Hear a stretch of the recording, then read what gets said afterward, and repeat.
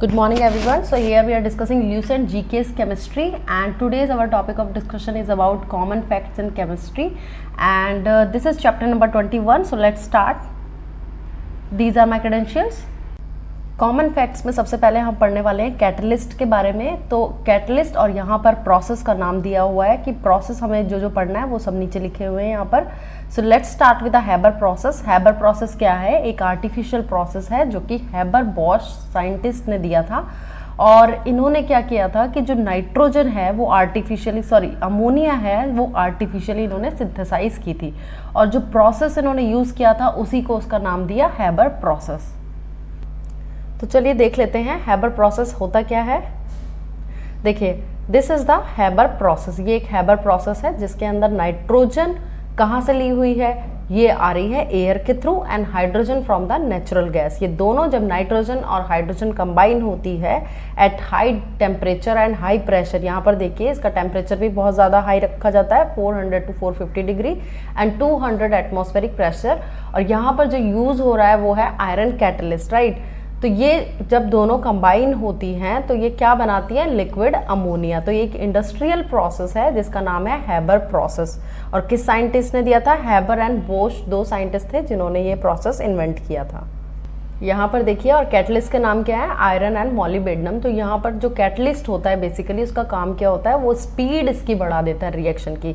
कोई भी रिएक्शन हो रही है नॉर्मल रेट से, उसकी स्पीड को क्या करेगा? कैटलिस्ट बढ़ा देता है। तो इसी का यूज़ किया जाता है आयरन एंड मॉलिबेडनम, राइट।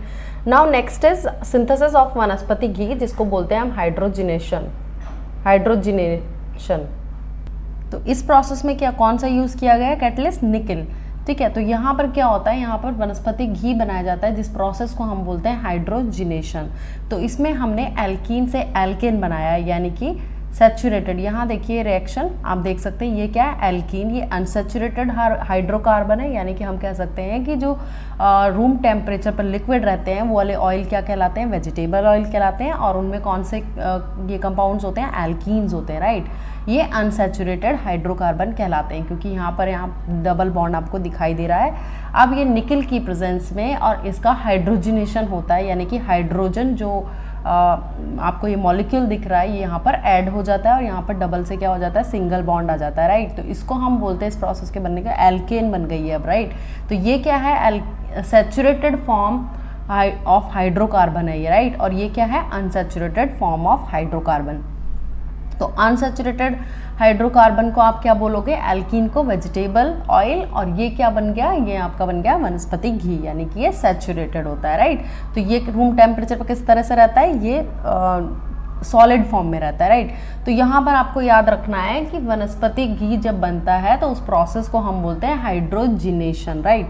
और उसके अंदर कौन सा कैटलिस्ट यूज़ होता है? तो आप बताएंगे निकल यूज़ होता है उसमें। तो इतना ही पूछा जाता है। प्लस आपको ये भी याद रहना चाहिए कि जो वेजिटेबल ऑयल होते हैं वो अनसैचुरेटेड हाइड्रोकार्बन है, और जो आपका वनस्पति घी है या जो नॉर्मल घी होता है वो कैसा होता है? Saturated hydrocarbon, right. तो आपको ये याद रखना है। अब नेक्स्ट आता है आपका सिंथेसिस ऑफ सल्फ्यूरिक एसिड। जो सल्फ्यूरिक एसिड है वो किस तरीके से प्रोड्यूस किया जाता है? By contact process. ये बहुत इंपॉर्टेंट प्रोसेस है। आजकल ये इंडस्ट्रीज़ में ये बहुत ज़्यादा यूज़ किया जा रहा है। और इसमें किसकी प्रेजेंस होनी चाहिए? कौन सा कैटलिस्ट यूज़ किया जाता है? तो आप बताएंगे प्लैटिनम, राइट।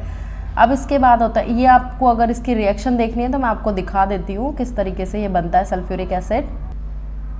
यहाँ देखिए, आप देख सकते हैं यहाँ पर एयर है और ये एक फर्नेस है, यहाँ पर फायर है, और यहाँ पर सल्फ़र और प्लस एयर दोनों मिलके क्या बनाती है? SO2 बनाती है। और SO2 प्लस ऑक्सीजन जब इनसे मिलती है और उसके बाद इसको पास किया जाता है कैटलिस्ट के ऊपर, हॉट कैटलिस्ट, जो कितना डिग्री टेम्परेचर है? 450, राइट। तो यहाँ पर देखिए वैनेडियम ऑक्साइड कैटलिस्ट का यूज़ किया गया है, वहाँ पर लिखा हुआ है प्लैटिनम। तो आप वहाँ पे प्लैटिनम को क्रॉस करके लिखिए वैनेडियम ऑक्साइड कैटलिस्ट। और आप गूगल सर्च भी कर सकते हैं कि कौन सा कैटलिस्ट यूज़ किया जाता है for contact process of sulphuric acid production. तो यहाँ पर देखिए वैनेडियम ऑक्साइड ही आएगा, आप उसको करेक्ट कर सकते हैं, प्लैटिनम नहीं है वो, वैनेडियम ऑक्साइड, राइट। फिर यहाँ पर आता है आपका सल्फर ट्राईऑक्साइड बनती है। पहले क्या था? सल्फर था, फिर सल्फर डाइऑक्साइड बनी, फिर सल्फर डाइऑक्साइड के साथ ऑक्सीजन मिलके क्या बना? सल्फर ट्राईऑक्साइड बनी। फिर सल्फर ट्राईऑक्साइड से क्या बन गया आपका? Sulphuric acid, right. तो ये बहुत इंपॉर्टेंट रिएक्शन है। यहाँ से ये वाटर जब मिलता है सल्फर ट्राईऑक्साइड से, तब यहाँ पर सल्फ्यूरिक एसिड बनता है। तो वैनेडियम ऑक्साइड कैटलिस्ट यूज़ किया गया है इस कॉन्टैक्ट प्रोसेस के अंदर, तो आप उसको चेंज कर लीजिए। तो यहाँ करेक्शन कर लीजिए। Now in the manufacture of H2SO4 यानी sulphuric acid by the lead chamber process. इस प्रोसेस में देखिए क्या होता है, इस प्रोसेस के अंदर क्या किया जाता है, जो सल्फर डाइऑक्साइड होती है बेसिकली SO2 जिसको बोलते हैं, उसको मॉइस्ट ऑक्सीजन के साथ उसकी रिएक्शन की जाती है और उसके बाद उसको कैटलिस्ट से पास किया जाता है। और कैटलिस्ट कौन सा है आपका, नाइट्रोजन ऑक्साइड। इसकी प्रेजेंस में SO3 बनता है and then it converted into sulphuric acid. तो मैं इसकी रिएक्शन आपको दिखा देती हूँ। तो यहाँ पर आप देख सकते हैं ये लेड चैम्बर प्रोसेस है जिसके अंदर सल्फर डाइऑक्साइड प्लस ऑक्सीजन मिलके in presence of nitrous oxide, ये क्या है, कैटलिस्ट है, SO3 बनता है। यहाँ पर सल्फर ट्राईऑक्साइड बनती है, उसके बाद ये वाटर से मिलके क्या बनाता है, सल्फ्यूरिक एसिड यानी कि H2SO4। अब नेक्स्ट आता है 5th नंबर पे हॉट Al2-3 जिसको हम बोलते हैं एल्यूमिनियम ऑक्साइड या फिर alumina in the presence of preparation of ether from the alcohol. यानी एल्कोहल से क्या बनाया गया है, ईथर बनाया जा रहा है इन प्रेजेंस ऑफ एल्यूमिना यानी कि Al2O3 या एल्यूमिनियम ऑक्साइड। यहाँ पे इस रिएक्शन में देख सकते हैं यहाँ पर इथाइल एल्कोहल। इथाइल एल्कोहल क्या है, C2H5OH प्लस C2H5OH यानी 2 मॉलिक्यूल ऑफ इथाइल एल्कोहल का यूज़ किया गया है इन एक्सेस। और उसके बाद यहाँ पर कौन सा कैटलिस्ट यूज़ किया गया, Al2O3 यानी एल्यूमिनियम ऑक्साइड। 523 केल्विन पर क्या बन जाएगा, यहाँ पर डाई इथाइल ईथर यानी कि ईथर बन रहा है प्लस वाटर। अब यहाँ पर देखिए preparation of chlorine by Deacon process in CuCl2 यानी कॉपर क्लोराइड की प्रेजेंस में क्या बन रहा है, क्लोरीन गैस बन रही है। तो यहाँ पर यूज़ किस चीज़ का होता है क्लोरीन प्रोडक्शन के लिए, हाइड्रोक्लोरिक एसिड प्लस ऑक्सीजन दोनों मिलकर क्या बनाते हैं, क्लोरीन गैस बनाते हैं। और कैटलिस्ट कौन सा यूज़ किया गया है, कॉपर क्लोराइड। और टेम्परेचर भी यहाँ पर बहुत ज़्यादा होता है 723 केल्विन के around. So I will show you the reaction. यहाँ आप देख सकते हैं दिस इज HCl यानी hydrochloric acid in gases, HCl है और यहाँ पर क्या है, ऑक्सीजन है और प्लस CuCl2 ये क्या है, कैटलिस्ट है। 723 केल्विन इसका टेम्परेचर है एंड यहाँ पर क्या बनेगा फिर वाटर प्लस क्लोरीन। यहाँ पर थोड़ा सा चेंज है, यहाँ पर G लिखा हुआ है, इसकी जगह लिक्विड होगा क्योंकि HCl क्या होता है, लिक्विड होता है और वाटर भी क्या होता है, लिक्विड होता है, राइट। तो यहाँ पर ये ऑक्सीजन गैस है और यहाँ पर ये क्लोरीन गैस है। तो यहाँ पर अभी मैं करेक्ट कर देती हूँ, यहाँ पर ये क्या हो गया, लिक्विड फॉर्म में होगा वाटर, राइट। तो आपको सिर्फ इतना याद रखना है कि HCl in presence of oxygen, right. तो HCl का ऑक्सीडेशन हो रहा है यहाँ पर, है ना, ऑक्सीडाइज हो रहा है HCl। और in presence of copper chloride, ये बहुत इंपॉर्टेंट है, आपको याद रखना है, CuCl2 और यहाँ पर बनेगा क्या, वाटर प्लस क्लोरीन गैस। तो बेसिकली ये क्या है, क्लोरीन गैस फॉर्मेशन के लिए रिएक्शन है और ये कौन सा प्रोसेस है, डेकन प्रोसेस। इसके बाद आता है अब सम इम्पॉर्टेंट एक्सप्लोसिव्स के नाम है यहाँ पर। Dynamite, it was discovered by Alfred Nobel in 1863 and it is prepared by absorption of raw dust with nitroglycerine, right. तो ये कैसे बनता है, ये भी एक प्रोसेस है, नाइट्रोग्लिसरीन के द्वारा इसको बनाया जाता है डायनामाइट को।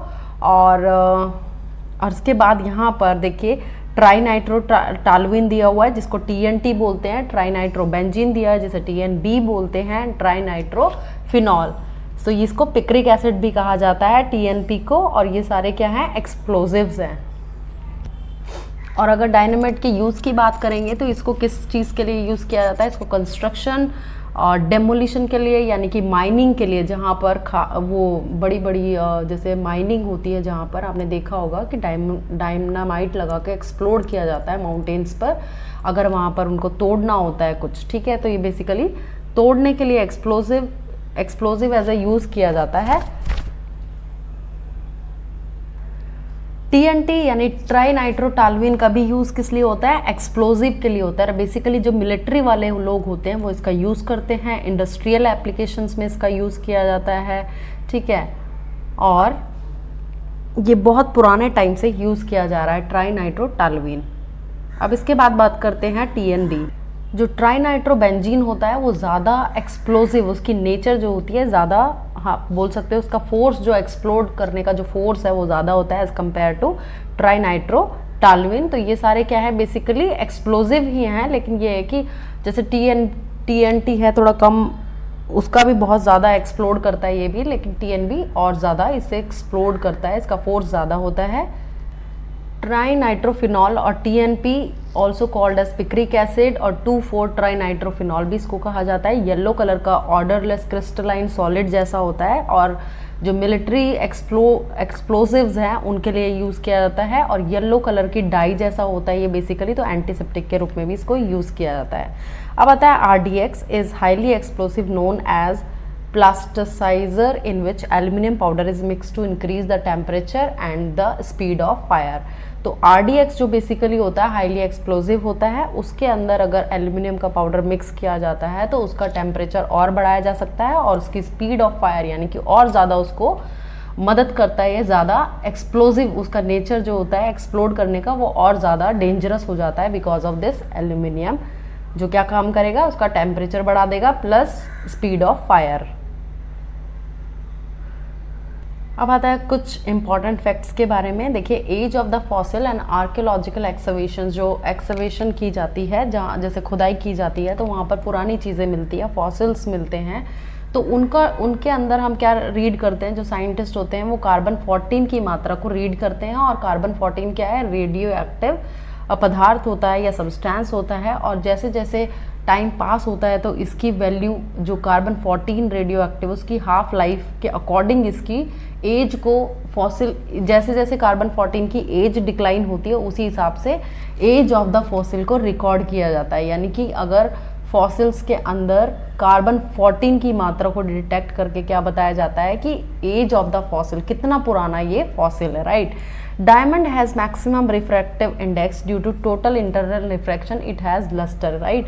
तो डायमंड के अंदर चमक होती है और बहुत ज़्यादा इसके अंदर इंटरनल रिफ्लेक्शन होने के कारण ही ये बहुत ज़्यादा चमकता है, इसलिए हम कह सकते हैं इसकी मैक्सिमम रिफ्रैक्टिव इंडेक्स होता है इसका, क्योंकि इसमें सबसे ज़्यादा जो इंटरनल रिफ्रैक्शन होती है वो बहुत ज़्यादा होती है और इसमें चमक भी इसी वजह से होती है। Chloroform in sunlight form poisonous gas known as phosgene, right. तो क्लोरोफॉर्म इन सनलाइट की प्रेजेंस में अगर CHCl3 जो होता है क्लोरोफॉर्म जिसको बोलते हैं वो क्या बनाता है पॉइजनस गैस, उसका नाम है फॉस्जीन गैस, या फिर उसको याद फॉर्मूले के रूप में आपको याद करना है तो आप बताएंगे COCl3, राइट। इसीलिए जो क्लोरोफॉर्म की बॉटल्स होती हैं जो केमिस्ट्री की लैब्स होती हैं उनके अंदर वो ब्राउन कलर की बॉटल में सील होती है जिससे कि वो सनलाइट से एक्सपोजर ना हो उसका, right. To decrease the basicity of soil gypsum is used, to decrease the basicity of soil gypsum is use. तो बेसिकली जिप्सम का जो फॉर्मूला होता है वो होता है कैल्शियम सल्फेट CaSO4.2H2O, राइट।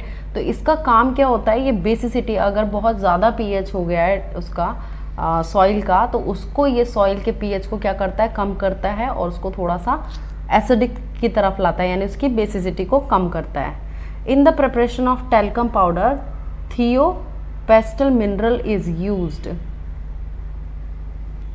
हाँ, तो ये फेस्टल मिनरल का यूज़ किया जाता है, टेल्कम जो टेल्क होते हैं पाउडर्स होते हैं उनमें यूज़ किया जाता है। अब आता है potassium chloride is most suitable for the removal of permanent hardness of the water. जो हार्डनेस होती है वाटर की उसको पोटेशियम क्लोराइड से रिमूव किया जाता है। To avoid melting of ice gelatin is use, ice की मेल्टिंग ना हो इसके लिए जिलेटिन का यूज़ किया जाता है।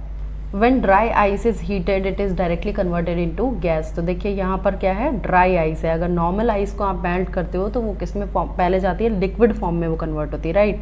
यानी आप आइस को अगर रूम टेम्परेचर पर रखते हो तो किस में लिक्विड यानी पानी में कन्वर्ट हो जाती है, लेकिन अगर ड्राई आइस की बात करेंगे तो उसको अगर आप हीट करोगे तो वो क्या किस में कन्वर्ट होगी डायरेक्टली गैस में। इस प्रोसेस को बोलते हैं सब्लिमेशन प्रोसेस, राइट। यानी कि डायरेक्टली सॉलिड से किस में कन्वर्ट हो गई गैस फेज में आ गई without converting into liquid form. और हाँ, कभी कभी ये भी पूछा जाता है कि जो ड्राई आइस होती है उसका फॉर्मूला क्या होता है। तो बेसिकली ड्राई आइस क्या है, सॉलिड कार्बन डाइऑक्साइड को आप बोलते हैं और ड्राई आइस।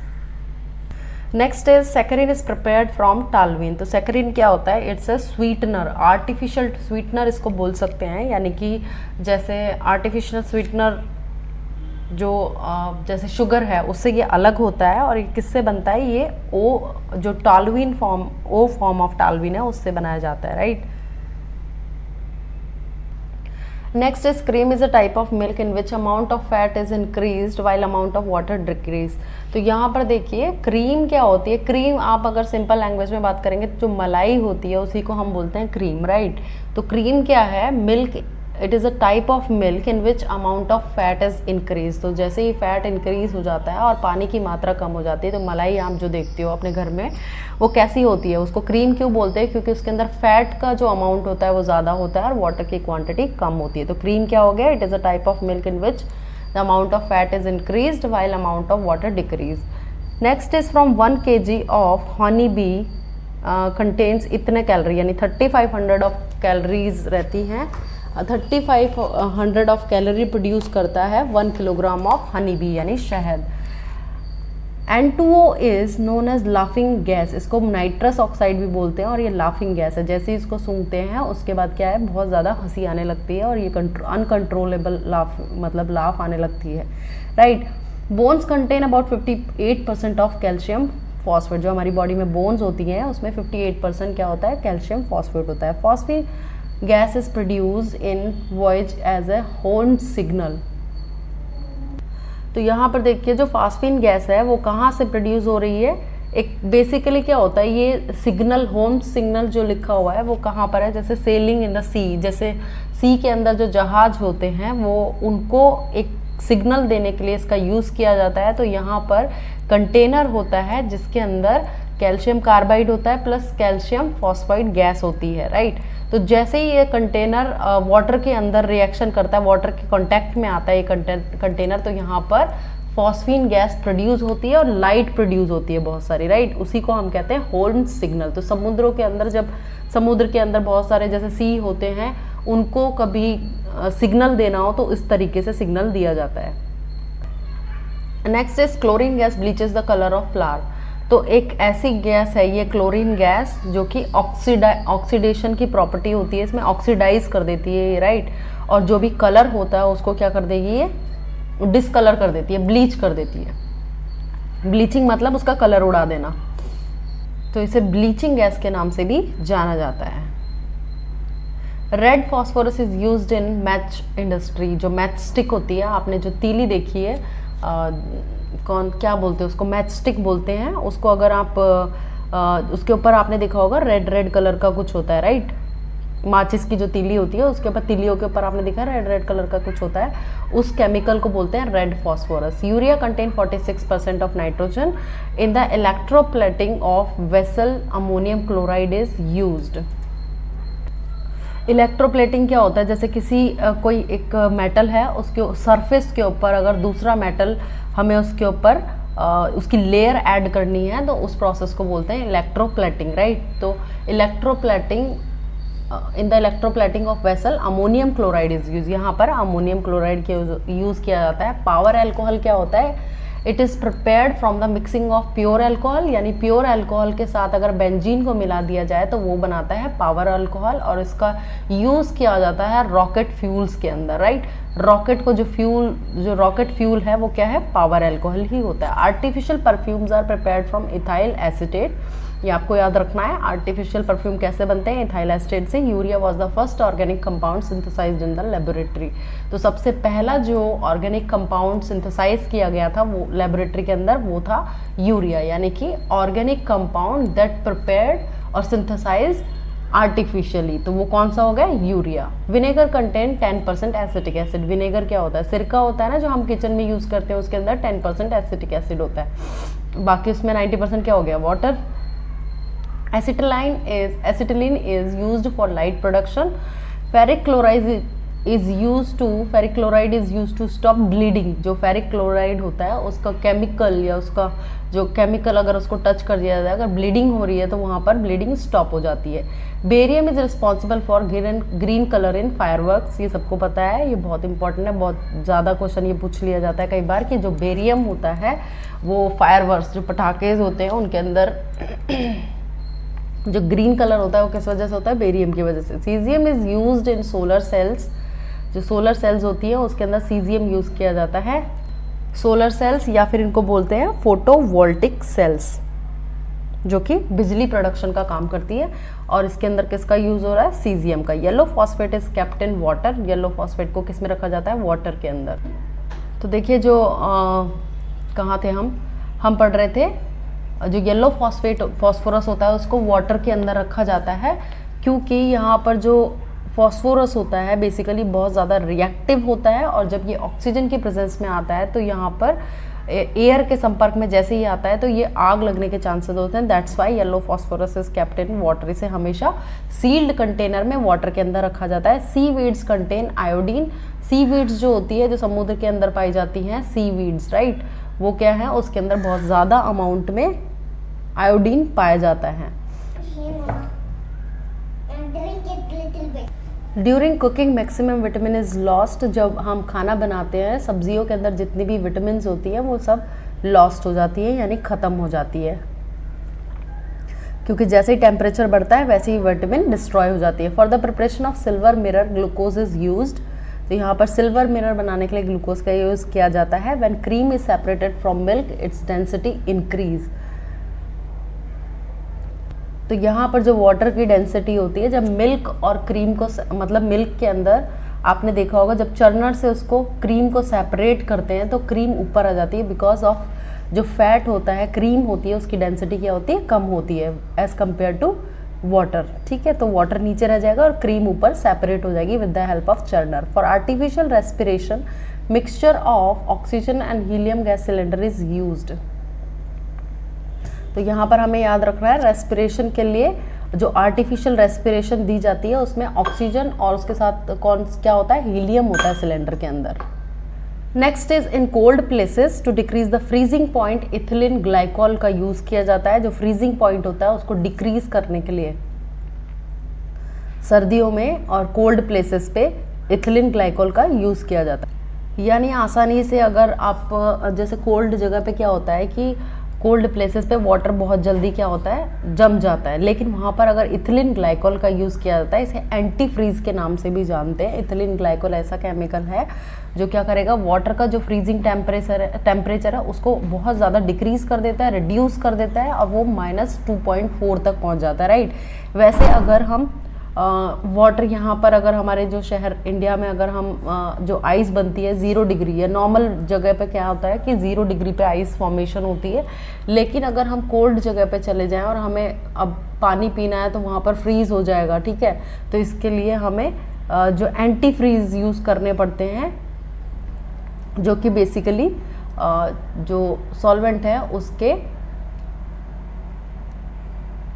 फ्रीजिंग पॉइंट को ही डिक्रीज कर देता है right. Hydrogen peroxide is used for oil painting, यहाँ पे करेक्ट कर लीजिए, जो इथिलीन ग्लाइकॉल है वो बेसिकली फ्रीजिंग पॉइंट को रिड्यूस करता है, but not for drinking water. Drinking water के लिए इसे यूज़ नहीं कर सकते right.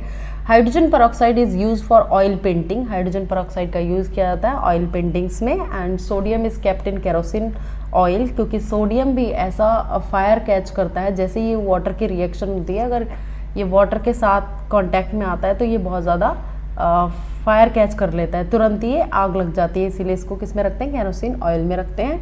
Heaviest element is osmium, osmium सबसे ज़्यादा हैवी है। The lightest element least dense and most reductant is lithium, lithium सबसे ज़्यादा क्या है, लीस्ट डेंस है, यानी इसकी डेंसिटी सबसे कम है, और लाइटेस्ट एलिमेंट भी है, और हैवीएस्ट कौन सा है, तो osmium. Fluorine is the most oxidising agent, ये बहुत ज़्यादा मतलब कह सकते हो ऑक्सीडाइजिंग एजेंट है, बहुत जल्दी रिएक्शन करता है right. Silver is the best conductor of electricity, जो सिल्वर होता है वो क्या है, इलेक्ट्रिसिटी का गुड कंडक्टर है, बेस्ट कंडक्टर है। Radon is the heaviest gas, जो रेडॉन होती है वो हैवीएस्ट गैस है।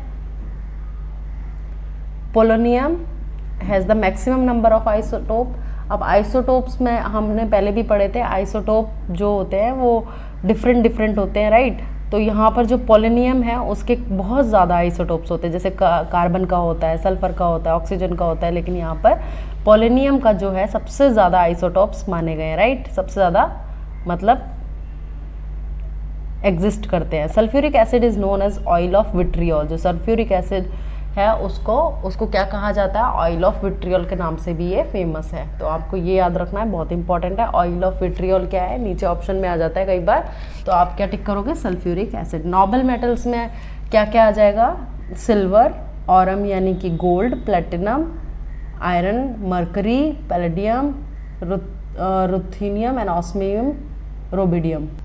तो देखिए आज का हमारा चैप्टर यहीं ख़त्म होता है और नेक्स्ट हमारा होगा man made substances. So thank you very much.